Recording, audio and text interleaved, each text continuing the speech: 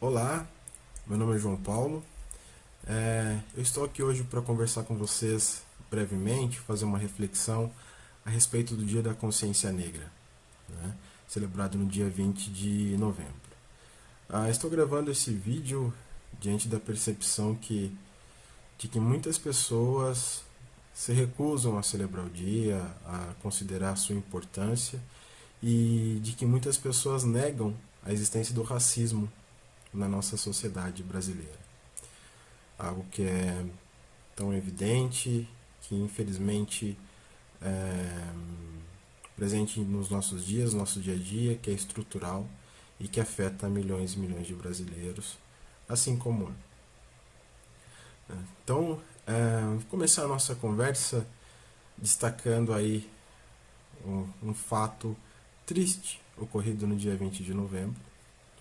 Na cidade de Bauru, interior de São Paulo, o professor Juarez Xavier, professor Juarez é um professor universitário da Unesp, e ele estava caminhando na cidade de Bauru e ele foi vítima de discriminação, de racismo. Ele foi chamado de macaco enquanto ele caminhava, ele reagiu à ofensa e ele foi esfaqueado. O agressor o esfaqueou com canivete e felizmente os cortes foram superficiais, o professor não sofreu maiores danos e está bem. Mas o professor Juarez é um homem negro que estava caminhando em via pública e foi chamado de macaco. Ironicamente, eu conheci numa palestra sobre direitos humanos recentemente, que na Unesp. Ele é um homem brilhante, inteligentíssimo, e algumas das referências que ele trouxe talvez embasem essa nossa conversa, essa nossa reflexão. Tá? Outra, Outro detalhe importante, outro fato importante, foi uma reportagem de ontem feita com a Daiane dos Santos e outros atletas, que ela fala da questão do racismo na carreira dela enquanto ginasta, num ambiente dominado predominantemente por pessoas brancas, né, e mesmo numa realidade brasileira, onde a maioria da população é preta e parda. E ela relata um fato que as mães e as crianças não gostavam de ficar no mesmo ambiente que ela, e chegando ao absurdo de não lavar as mãos no mesmo banheiro que ela. Então é muito triste. E eu acredito que esses dois fatos, por si só, já fariam com que a maioria das pessoas considerasse a necessidade de haver um dia da consciência negra para discutir as questões referentes ao racismo, e de que forma isso afeta as pessoas negras no Brasil. Então, para que existe o dia da consciência negra? Basicamente para discutir questões, por exemplo, como racismo, sobre a questão da inserção do negro na sociedade brasileira, do papel do negro nessa sociedade e como que o negro está sendo visto e está se colocando na sociedade. Sim, é uma definição simples, tá? É muito mais abrangente do que isso, mas basicamente acredito que esses pontos sejam suficientes para a gente falar a respeito disso agora. Tá? Então, começando a falar sobre alguns dados do IBGE, os links os assuntos que eu vou falar com vocês, eu vou deixar o link na descrição do vídeo e vocês podem acessar por conta, para poderem verificar, para poderem ler, para poderem refletir a respeito do tema. Tá? Começando falando sobre a questão da realidade demográfica do Brasil. Né? De acordo com o censo, a última informação de 2018, 55,8%, 56%, se nós arredondarmos, da população brasileira é de cor preta ou parda. É uma informação muito relevante. E nessa mesma tabela existe uma tabelinha Excel que vocês vão verificar, bem fácil de trabalhar. E nessa mesma tabela vocês vão verificar que existe uma classificação de cor por faixa etária. E vocês vão perceber que a partir da faixa etária de 15 a 29 anos, a proporção da população negra começa a diminuir, até que acima dos 60 anos nós nos tornamos a minoria da população. Isso é muito importante, esse dado é extremamente importante para a gente tentar entender o que é que acontece com a população negra, que essa proporção diminui com o passar do tempo e com o aumento da idade. Bom, ou seja, nós não sobrevivemos o suficiente para chegar até as idades mais avançadas. Então, o que acontece com relação ao acesso à saúde, ao acesso à alimentação e com acesso à moradia em ambientes seguros? Nós temos acesso a isso? Isso nos permite chegar a uma velhice saudável, nos permite sequer chegar à velhice? É algo muito importante para nós refletirmos. Por que a população negra morre tanto? Por que ela sofre tanto? E indo nesse caminho, nessa direção, nós temos aí dois casos muito notórios que aconteceram nesse ano. Primeiro, dos trabalhadores Evaldo e Sérgio, que foram metralhados com mais de 80 tiros no carro, no Rio de Janeiro, e morreram. Qual a cor da pele dessas pessoas? Qual a cor da pele da menina Ágata, que morreu por bala perdida? Será que é à toa? Nos dados do IBGE, vocês vão verificar que nessa questão da violência, as pessoas pretas e pardas são aquelas que mais morrem em todas as faixas etárias, inclusive quando nós separamos por gênero. Nós somos aqueles que mais morrem por homicídio. Aqueles que mais morrem por homicídio, tanto por faixa etária quanto por gênero. Então, nos faz pensar primeiro sobre a segurança que nós temos e o ambiente que nós vivemos, e, enfim, muitas reflexões podem ser tiradas a respeito disso. Se nós formos olhar os dados econômicos, entre os 10% mais pobres do Brasil, ou seja, entre os mais pobres dos mais pobres, entre os 10% mais pobres, 3/4 dessa população, 75%, são pessoas pretas e pardas. 3/4. E quando nós olhamos entre os 10% mais ricos, essa taxa é inversamente proporcional, ou seja, apenas 1/4 entre os 10% mais ricos são de pessoas pretas e pardas. Essa questão do acesso ao dinheiro, da renda, ela nos faz pensar sobre o que o dinheiro, o que a renda permite. Por exemplo, o acesso a uma saúde de qualidade, o acesso a uma alimentação de qualidade, o acesso a uma educação de qualidade. Se eu estou entre os mais pobres, isso significa que eu vou deixar de ter acesso a uma série de outras coisas que o dinheiro proporciona.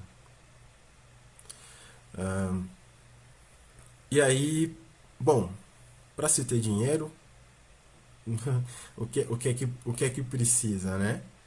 No mínimo, ter emprego, ter trabalho, enfim. Uma reportagem recente também mostra que as pessoas negras são aquelas que estão entre aqueles sem emprego, ou também são maioria entre aqueles sem emprego e entre aqueles com trabalho informal. É um ciclo, né? Se eu não tenho emprego, não tenho dinheiro, não tenho acesso a outros bens. E nos faz pensar sobre outras coisas que nós vamos discutir mais para o final do vídeo. Será que o acesso à educação e à saúde de qualidade deveria ser restrito àqueles que possuem mais condições financeiras? Enfim. E sobre a escolaridade, né, quando nós vamos falar a respeito, entre a população analfabeta, a maioria também é negra. E outro dado relevante é que a maioria dessa população também vive em áreas rurais. Quando a gente fala sobre o Dia da Consciência Negra, isso levanta outras bandeiras para a gente, né? Dia da Consciência Negra, mas também pensar sobre outras discriminações, discriminação de pessoas por peso, por nacionalidade, por gênero, por ideologia política, por exemplo, pensamento político, gostos pessoais, enfim. Diversas outras coisas precisam ser colocadas em pauta nesse dia, né? Consciência significa, no mínimo, a reflexão. Então, entre a população analfabeta, também a população negra é maioria, é grande maioria. E não é uma maioria proporcional à taxa, por exemplo, nós somos 55% da população brasileira, mas entre a população analfabeta somos quase 3 vezes maiores. Entre a população que mais morre, varia de 2 a 4 vezes mais. É algo muito preocupante. Bem, e na semana do dia 17 a 23 de novembro, muitas pessoas comemoraram, né, inclusive eu, que as pessoas pretas e pardas são então maioria nas instituições públicas de ensino superior. Uma grande conquista para a sociedade brasileira, né, pela questão da democratização desse espaço de ensino. Então, passa a ser um espaço mais democrático. É uma grande conquista para a população negra, que foi possibilitada pela inclusão das cotas raciais e das cotas para ingresso de pessoas oriundas advindas aí de escolas públicas. Importante salientar que para uma pessoa entrar por cotas raciais, ela necessariamente precisa ter estudado em escolas públicas. Tá? Apesar disso tudo, o que eu quero dizer é que muitas pessoas dizem que as políticas de cotas são um caminho fácil. Né? Ou seja, ao invés de o governo investir na educação básica, ele tornou mais fácil o acesso à educação superior. Será? Bom, primeiro que as pessoas que estão concorrendo às vagas por cotas são as pessoas que estão concorrendo com outras que estão no mesmo patamar de igualdade de condições.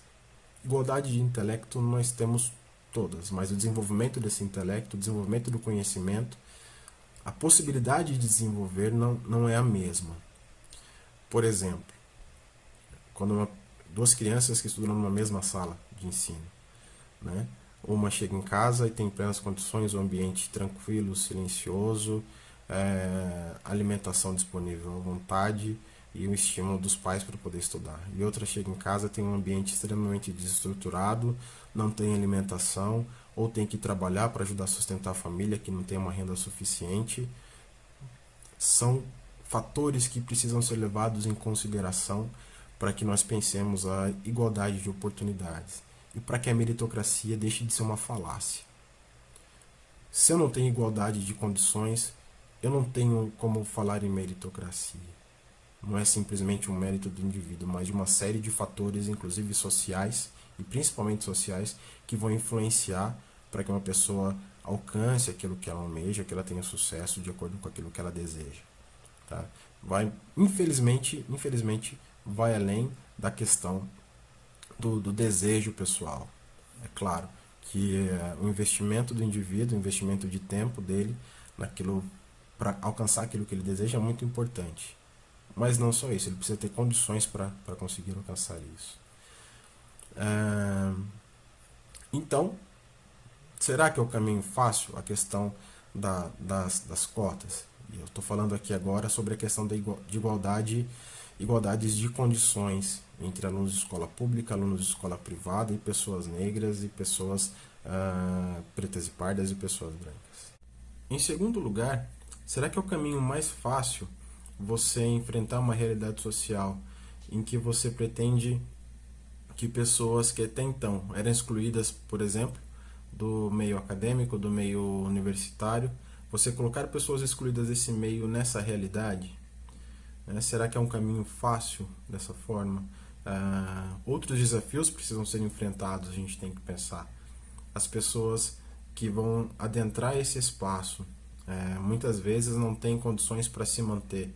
Então é um outro desafio, as pessoas entrarem, conseguirem se manter por questões econômicas dentro desse ambiente acadêmico.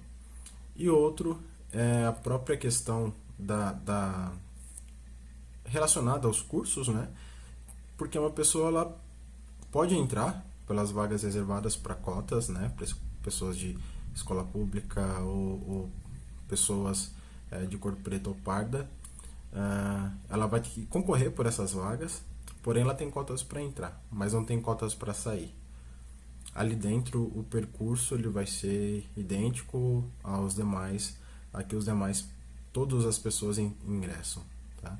Então não é um caminho fácil você enfrentar todas essas realidades e procurar uma transformação social, você procurar uma democratização do espaço de ensino, principalmente do espaço de ensino público superior. Não vejo como um caminho fácil. Então quer dizer o quê? Bom, a política de cotas, ela tem razão de existir enquanto ela não alcança o seu objetivo. Mas o seu objetivo não é simplesmente democratizar o acesso ao ensino público, mas é democratizar as oportunidades na sociedade como um todo.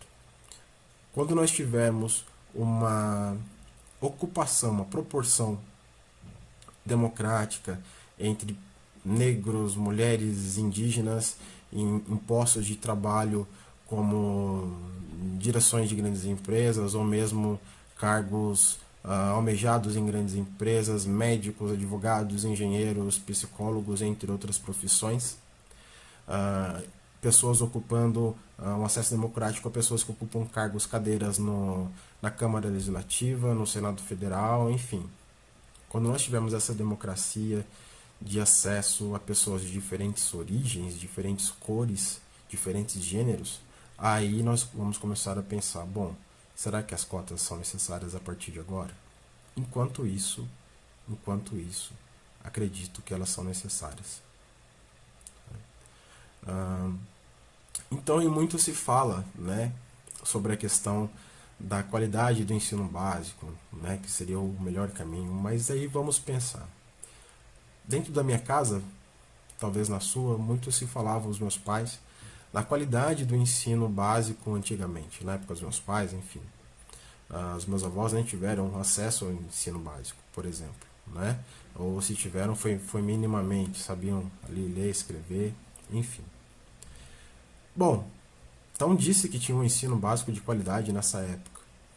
Porém, quantas pessoas na faixa de idade dos seus pais, dos seus avós, né, que usufruíram desse direito da educação nessa época, pessoas que estão se aposentando, que você conhece que são negras, que são juízes negros, médicos, advogados, engenheiros, psicólogos, deputados, presidentes, prefeitos, vereadores, enfim, quantos negros você conhece que por ter uma educação de qualidade nessa época conseguiram alcançar um bom cargo, um bom emprego, ter uma boa renda? Eu não conheço muitos, infelizmente. E a gente tem que pensar, por que eles não tinham acesso a essa educação de qualidade nessa época? Talvez os fatores que eu disse antes possam nos dar uma direção de pensamento, entre outros, né? Questão da necessidade de ter que trabalhar, sustentar a família, o ambiente em que eles viviam, possibilidade de acesso a esse ensino. Por exemplo, minha mãe e meu pai, eles falam quantos e quantos quilômetros eles tinham que caminhar a pé, no chão de terra batida, descalço, para conseguir colocar um sapato limpo quando entravam dentro da sala de aula. Como que era o acesso dessas pessoas à educação? Bom, e quando falamos de educação, nós temos essa realidade. Se nós estendemos isso à representação política, dentro da Câmara dos Deputados, por exemplo, apenas 1/4 das pessoas são de cor preta ou parda. Quando nós consideramos aí as câmaras, as assembleias legislativas estaduais, apenas não chega a 1/3 das pessoas pretas e pardas que ocupam essas cadeiras. Ou seja, somos maioria no Brasil, porém somos a maioria entre os analfabetos, somos a maioria daqueles que morrem por homicídio, né? Estamos entre os mais pobres dos mais pobres e temos uma pequena representatividade política. Bom, são coisas importantes para serem discutidas, acredito eu, não é? Talvez o Dia da Consciência Negra passe a fazer sentido para você que não entendia agora. A necessidade de discutir esses dados. Vejam, não estou dando apenas opiniões até esse momento, mas eu estou mostrando dados sobre a realidade. É importante entender a diferença entre simplesmente opiniões e simplesmente os dados. É importante refletir sobre a origem desses dados, sobre o que causou para que a situação chegasse àquilo que está hoje. 500 anos de escravidão. Depois de 500 anos de história de escravidão, enfim, houve a abolição. Foi uma grande conquista para o povo negro, foi uma grande conquista para toda a humanidade, não é? Porém, a forma como isso ocorreu não favoreceu o desenvolvimento desse povo negro. A abolição aconteceu e o povo negro estava livre. Bom, livre para ir aonde? Livre para fazer o quê?